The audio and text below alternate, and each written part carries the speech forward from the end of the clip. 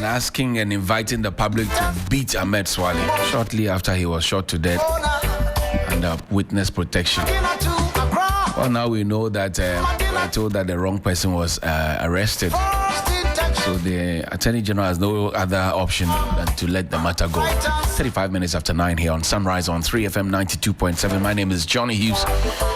And my guest in studio, Beatrice Anan Esquire. She's a senior presidential staffer and also Abel Bachman is a senior communicator for the Movement for Change. Soon to be political party. Tomorrow. We are announcing it tomorrow. You are announcing political party. Congratulations to you. Yes, thank you. I thought you told all of us that it's a movement and so shall it remain. No. We said the movement was to get us a vehicle for the election. So you want to start a church, but you start with cell groups. Yes. And prayer meetings. Exactly. So the people will leave their church and come and join you. They say, this one, there's our area prayer group before they know it's a church. Your strategy too is not bad at all. Yeah. Beatrice, good morning.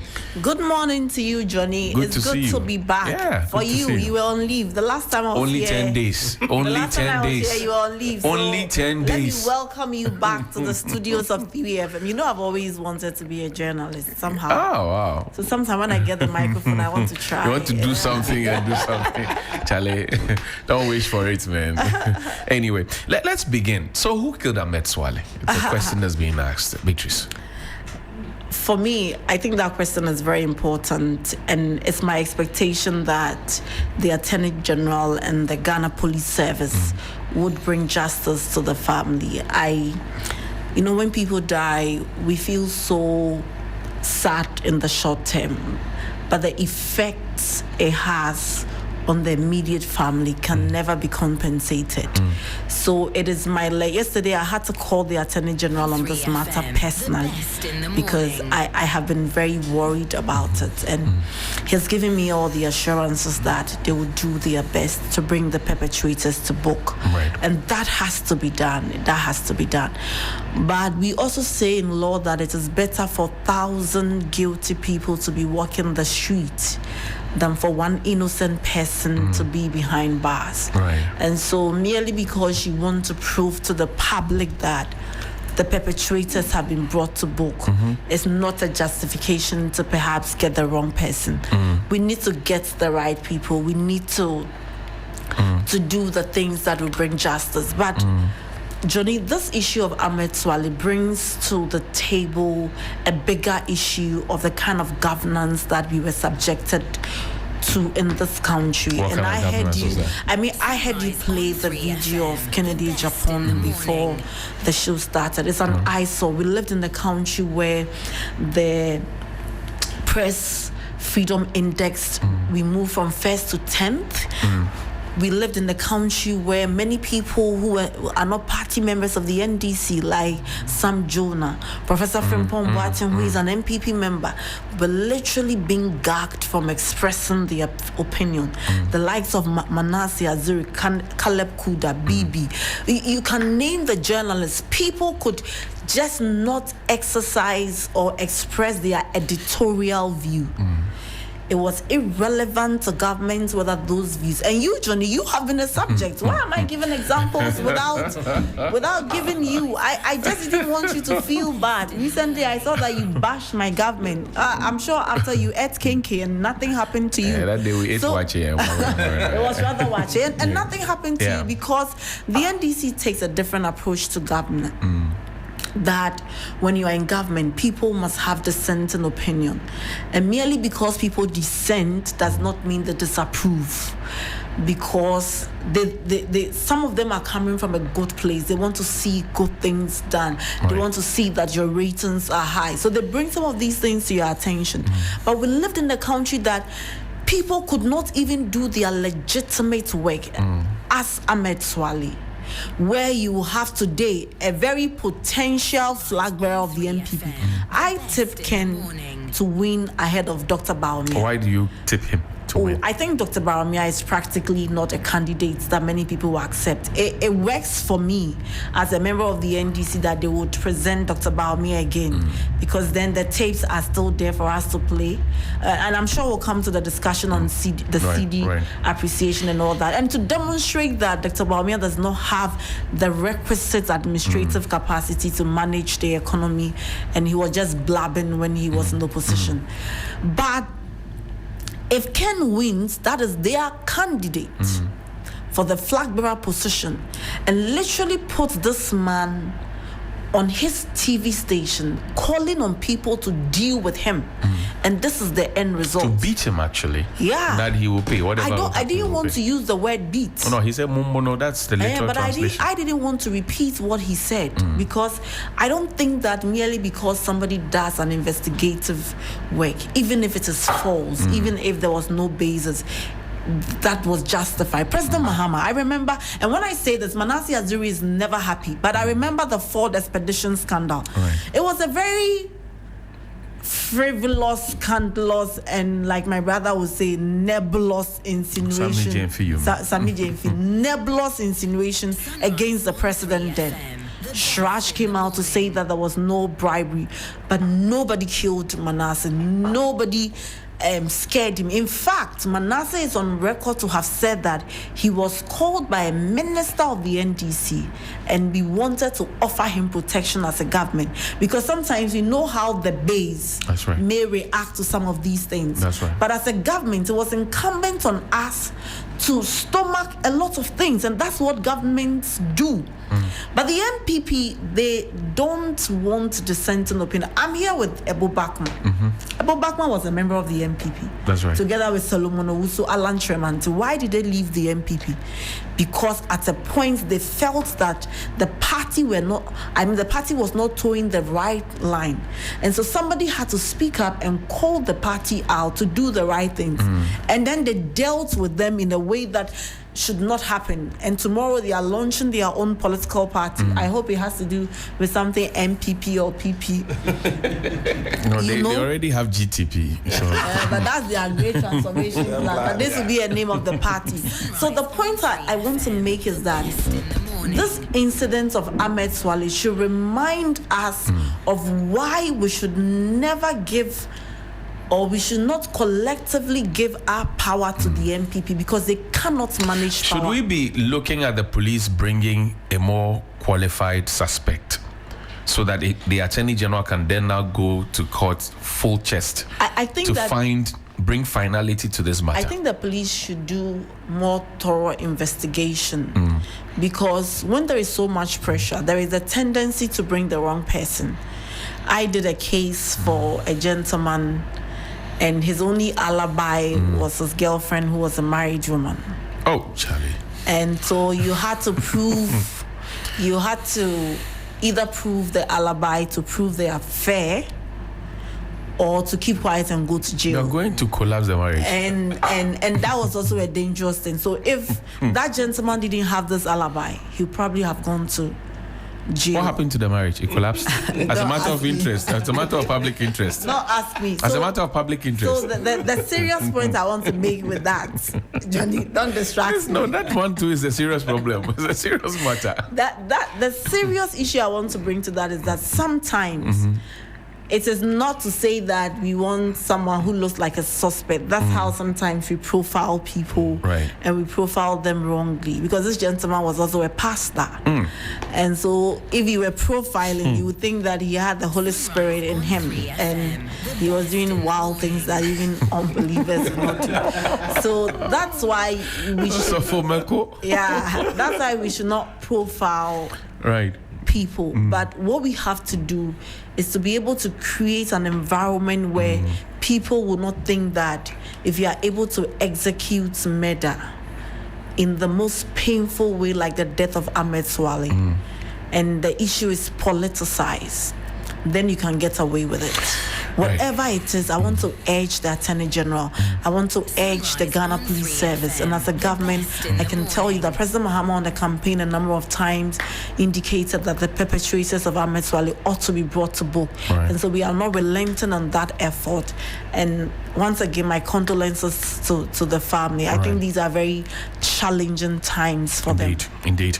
Ebo, Ahmed Suale, the Attorney General says, look, the person you brought to me, if I look at his call logs and I look at the vicinity and everything, he's not just there. And he has an alibi. So I will let him go. But then the streets, as I call them, the base, they are not happy. Where shall we look? Let me start off by extending my condolences to the family. I mean, this is heavy. It's so heavy, and so may he so rest in peace. Amen. I mean, and may his loved ones also find strength in this difficult time. It's not easy, and the fact that someone had to lose his life through this means. I don't think I would have much to say except to add my voice to that the police service, they have the capacity to be able to unravel this this mystery in quote that something of this nature has happened 6 years and we still not found anyone that is standing trial. I mean, this is something that should not be allowed to happen in our country. I believe that the police can really do a good job to find a murderer, and also Attorney General to also proceed to prepare the person to court. I think if there's one person who can help in this matter, I don't know whether what he said he was joking or he meant it, was A+. A+ is on record to have said that he knew the murderer of Ahmed Suale. Yes. He was invited by the police. And there hasn't been anything that's come. No, he went to the police. I remember he went to the police. He had an encounter with them, but the police did not give us any updates regarding that. Yes, and since then, they have been tight-lipped. Yeah, it is important we get to know what ensued between the police and A+, because for him to have come out to say publicly that he knew the perpetrator or perpetrators, I think it is important the police deals with him to be able to unravel this heinous crime. It is quite unfortunate. Right. You see, one thing about some of these murder cases, if you go even in advanced countries, some of these cases run 20, 30 years, 50 years. Right. Some run even 60 years. Even that is, I'm talking about countries that have That's right. I mean, they have what it takes to be able to go deep and dig deep to find some of these things. So it's not something that's not easy, but we want to believe that the police have special interest in this matter. And so anyone who can help, and as I've mentioned one name. Should Kennedy Agyapong be invited by the police? Yeah, I think because so far he has not been invited as far as we know. Yes, I think the police would have to do that. It is only that you are going to invite him to help with the investigation. I mean, because of something that he said prior to the man's death. So we would want to invite him to come and help with the investigation, whether what he said, whether there's any connection between what he said and the young man's demise. Right. So yes, I think so. And then fortunately for us, A+ is now a member of parliament. He's supposed to live above reproach. He's supposed to be an honorable person, and therefore he should help the police to be able to find the perpetrator or the murderer, so that the family of Ahmed Suale can have their peace of mind, because it's not easy to lose someone through this, especially when the issue has become a public issue like the way this issue has become. It's like you're always reminded that someone somewhere, a Ghanaian living right now, is the one who killed your relative, and you're not able to see the person. And it's also dangerous, because if someone like Ahmed Suale can lose his life and 6 years you've not found the perpetrator, just as JB Danquo's issue too. I mean, we are living in a country where an MP was killed in his house. And today we are still struggling a sitting MP, by a sitting MP, yeah. We are still struggling to find out, to find who did it. I think it's a problematic, and I think that is one major blot on Nana Akufo-Addo's presidency. The fact that his relative, who was an MP, was killed and nothing was done to find the perpetrator, and also Ahmed Suale'S issue. I mean, if you consider the fact that a young man was doing his job as a journalist and he was helping to unravel some of these, the rots in the system. So, okay, Ebo, thank you very much indeed. B, what's happening to the city? It seems to be dancing its own calypso and being in its own corner, dancing its own obedience. Please qualify the dance. That is a good dance. Okay, because the city is appreciating against major currencies. Okay, so now you see, my friends who have dollars, they are not happy with your government because they want the thing to appreciate. Then you keep reducing the thing. They want it at 17. They want to have more money because they have dollars, so they want more dollar power. And you are also reducing the thing by the day. So they are looking at the money and the value of the money in their rooms. How many friends do you have that have dollars? How many friends? Yeah, just a disclaimer, few. Not Cecilia Adapa, by the way. But a few. I have other friends. So Johnny, one thing I want to say as we talk about the Ghanaian currency is that in this President Mohammed's second term, for us in this government is our legacy term. 3 FM, the best. If we look at the incident that gave us the 1.7 million gap in an election where we were presenting President Mahama, we recognize the pain of every Ghanaian, and for that matter, businesses. We recognize that there was a debt exchange. People's savings were taken away. I keep saying that my mother doesn't like enjoying. She always wants to save because she says she doesn't want to get old and any of us will be flexing her and be doing because she spoke to us in the way we didn't like. We won't give her money for this month. And for her to deny herself all that and only to get to pension and her savings were taken away by the previous government, that we could not even predict the prices of goods and services in our own country because the dollar was at 17 cedis.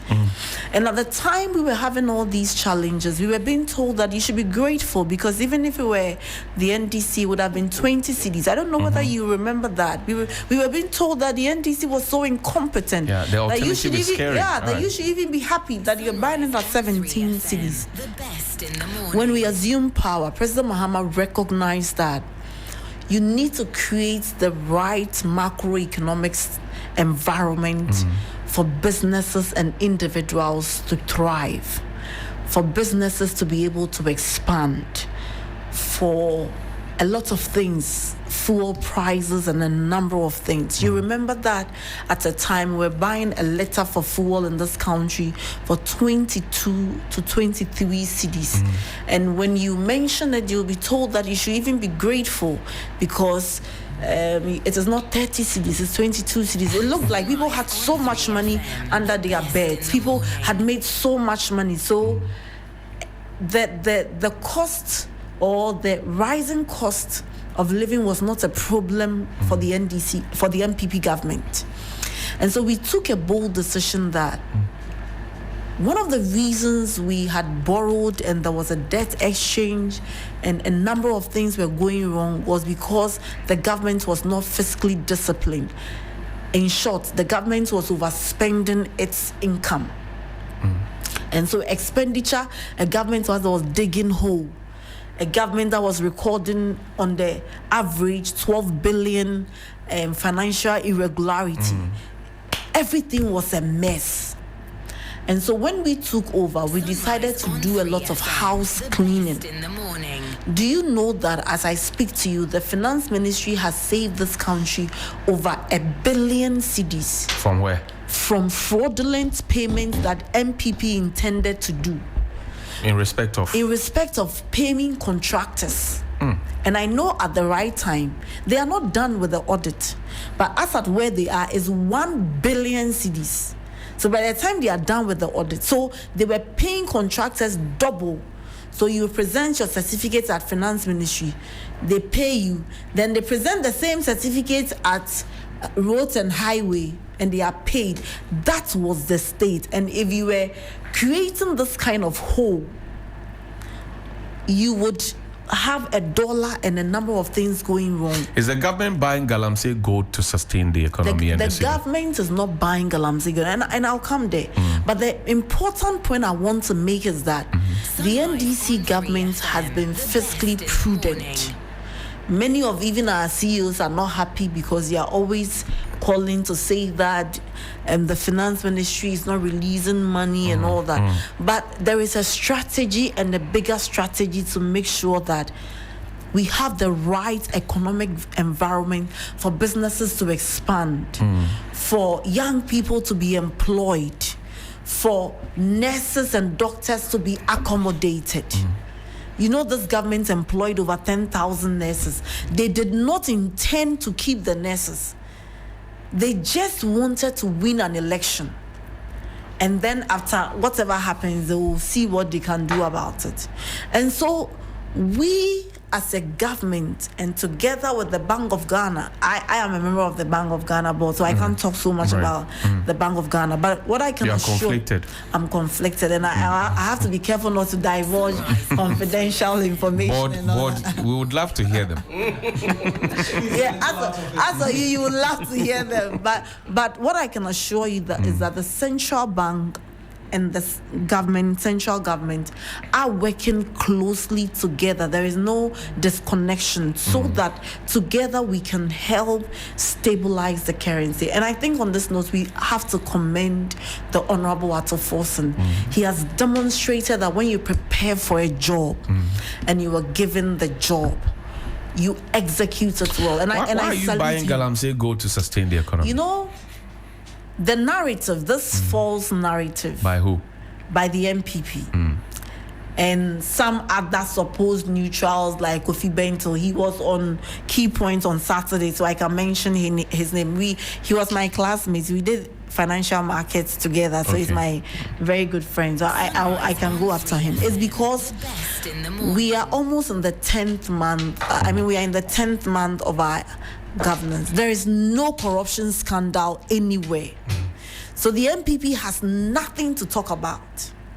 Because in 2017, by this time, you had cash for seat, you have moving Pina, the boss scandal. You had so many. We were saddled with so much corruption. Obeng, right? Yes, Alfred Obeng. We were saddled with too many corruption cases.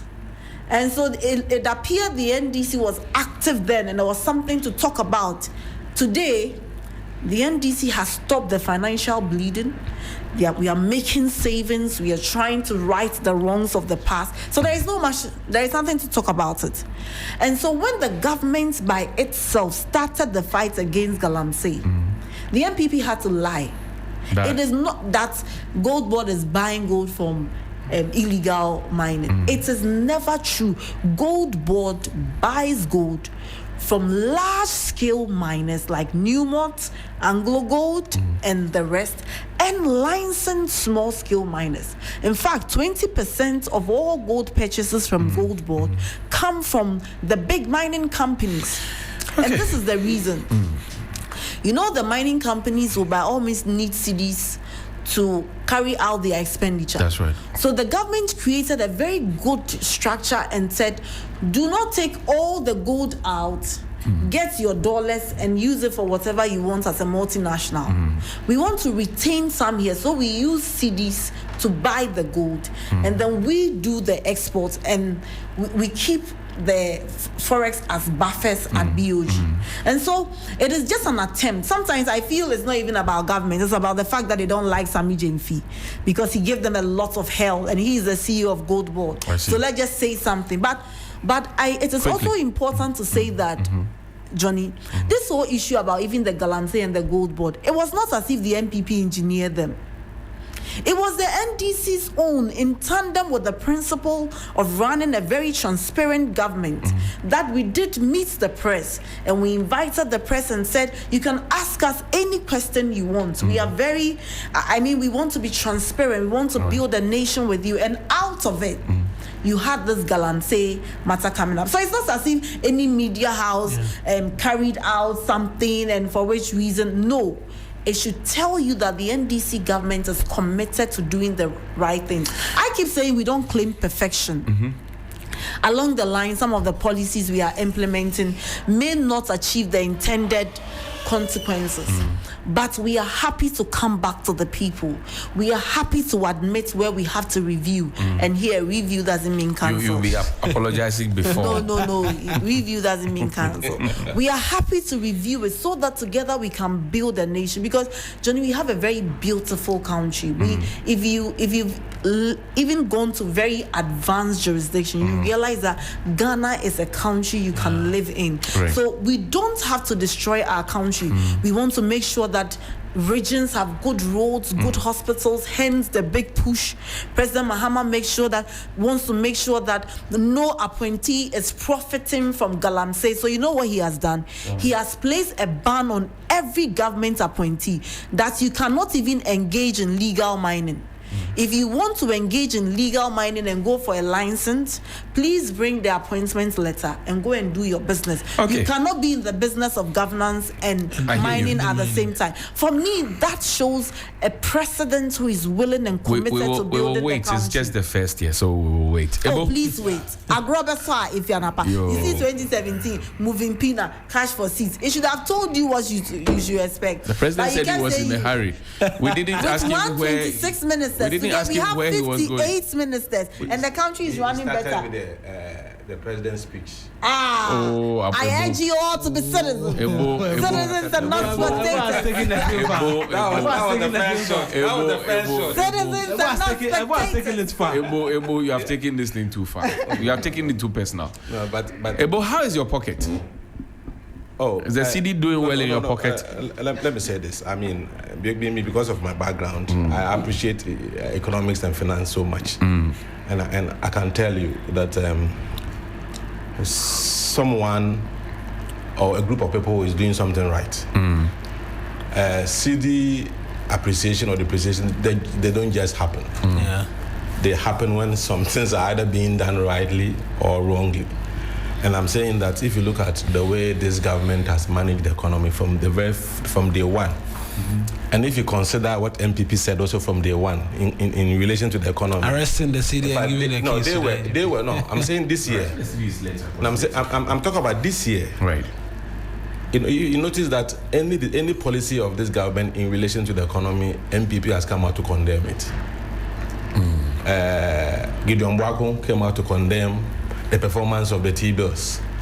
He said that the TB rates were going down and that people were going to divert their investment to the foreign exchange market to be buying dollars, and that is going to affect the city to depreciate. It has never happened.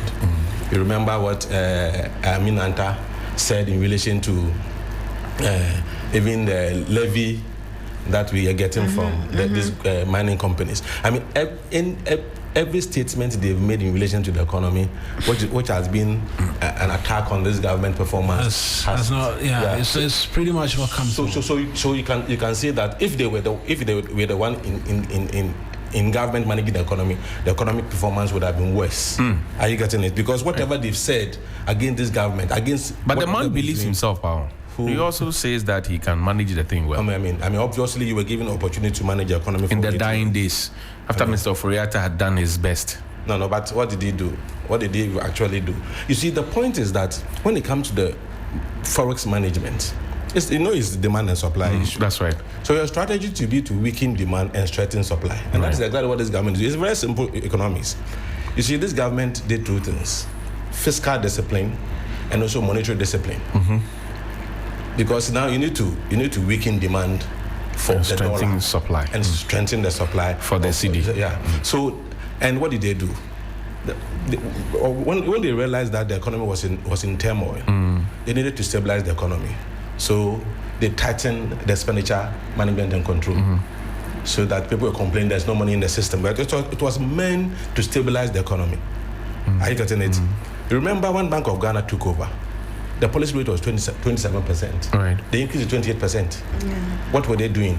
They wanted to control money supply in the system. More excess liquidity. Yes. The more you have money in your pocket, then you can decide to change into dollars, or you can decide to import goods. So they also tightened the monetary side of the economy. And eventually, the two fiscal policies, very prudent fiscal policy and monetary policy, gave us the kind of results we started having.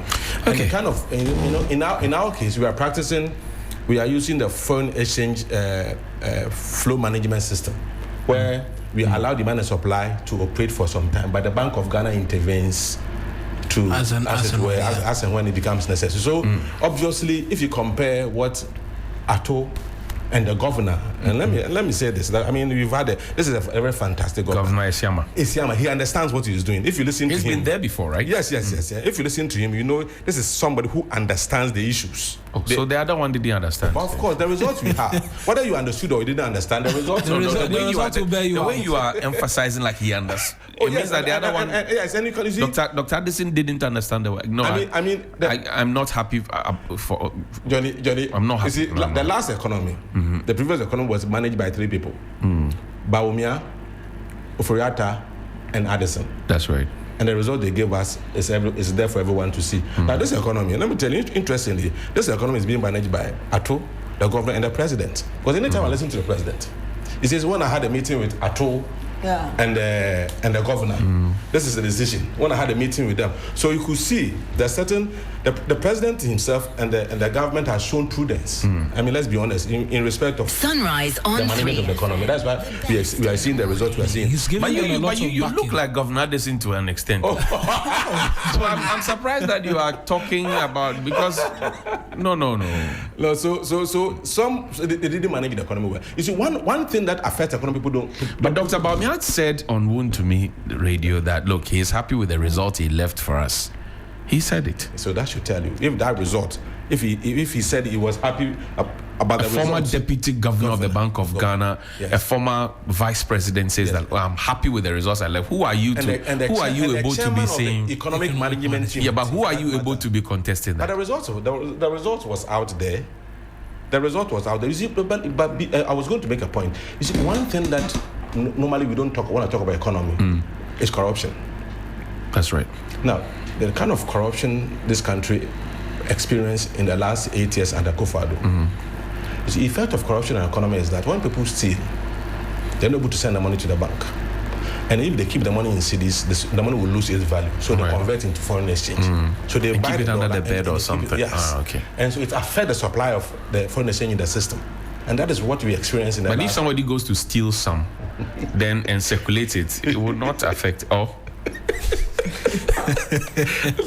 It depends on the quantum. Okay. Yeah, if the person until you are caught. Yeah. So that also affected our economy. Yeah. You know, we were borrowing so much, and people were stealing so much. So it affected the supply of currency in the forex in the system. Yeah. But this time around, we are not experiencing that. That is why, and with the help of Gold Board, now what we are seeing is that now we are able to export our goods, the same way we export our cocoa, and get the forex to show up. Okay, well, we have to park it here. Thank you very much indeed for. So tomorrow, what time is the program? 9. Coconut Grove. Regency. 9 a.m. 9 a.m. Walking distance from here. Walking distance from here. We are announcing the political party, the new political party that is coming to. It's interesting you are doing the Coconut Grove. Dr. Parkway Sindo. Yeah. You met him personally to arrange the meeting. No. You know, he was also a member of CPP. Yeah. He served under President Kufuor. He had 3 very nice, distinct ties. And I have special relationship with him. You know, we are all Absunians. Yeah, okay. And he's from Elimina, I'm from Cape Coast. Okay. And I've had opportunity to deal with him. Oh, he's a good man. A very fantastic man. And you know, his bank was collapsed by Akufo-Addo and his family. Pardon? I'm saying, you know, his bank was collapsed by Akufo-Addo and his family. Pardon? And the same way they wanted to buy NIB. You know, they wanted to buy NIB. Yes. So they brought it down today, intentionally. NIB is part of the profit-making bank. Oh, but you said they wanted to. Oh, but NIB. But haven't you heard me that I've used the John 10:10 to explain the NIB issue? No. Well, then let me do it before I go. You see, the John 10:10. If you read John 10:10 A and B, John 10:10 says the thief only comes to steal, kill, and destroy. Who is the thief in this instance? And they're all conversing. And the B says, I have come that you may have life and have it more abundantly. Take NIB. NIB almost collapsed. Yes. In fact, they wanted to buy it. So intentionally they ran it down so they could buy it. Oh, I'm not sure about that. Oh, yeah, then you know about it. So that's the thief coming to steal, kill, and destroy NIB. But then they said, I have come that you may have life. You know, when Atu came, when the President Mahama came, through Atu, now they've shored up the Honorable is just a little after 10, and you are calling people thief. John 10:10, just a little after 10. It's quoting the scriptures. Yeah, scripture. So now NIB is making profit. Can you imagine? Yeah, so it's a miracle. I have come that you may have life. I hope they don't give NSS to loans like ADB gave loans. Beatrice, are the ministers being paid now? Not me. Even me, I haven't been paid. You have not been paid. No. Oh. But you know, the nurses said they are receiving their salaries and so they don't care about them. No. It's one of the narratives. I don't think so. I think the nurses will be paid. Beginning of next month. Beginning of next month. But the third topic is it? Third topic was no, we won't do that. was say 9 months of hunger. Yeah. You see, when MP people say 9 months of hunger, know those who are hungry. Oh. But ladies and gentlemen, thank you very much. Beatrice Annan is a senior presidential staffer. She joined us here this morning. But I don't know why you always add senior to the presidential staff. But you're senior presidential staffer. Senior. We can't be accepted. When God blesses you, He uplifts you. There are staffers. We are all staffers now. The only you are staffer. The senior presidential staffer. There are meetings at the Jubilee House that some people will never enter. But you will be some people they work there, but they will never enter. It's only because of the boss I work with. I work with the secretary. Some people president. Come and put water down at the meeting and leave. They cannot be in that meeting. A meeting will happen without them. So that's why you've added. They will know that there's a meeting happening inside this room. But they can't enter. No. You are going. What are you going to do but there? But you are not there. What you are saying is not true. You are just exaggerating. So when you have a meeting, everybody comes. It's a deba. Every day is a deba. It depends on the meeting. Every surprise. That's what I'm saying. That there are meetings. There are levels to the game. There are meetings that can be had that you are exaggerating. You will not be there. Whole thing. You will not be there. If people are reading the president's speech, would you be in that room? As what? In your capacity, as what? Tell me. But you should have told me I resemble Dr. Callisto. He's sort of. But that's also true. No, that's actually true. That's actually true. Relax. So grow the mustache well and shave the beard. Shave and then anytime I do shave. People tell me you look like. When you shave the beard and you keep the mustache. Yes, but now, Dr. Addison, it's time for birthdays. It's time for us to go.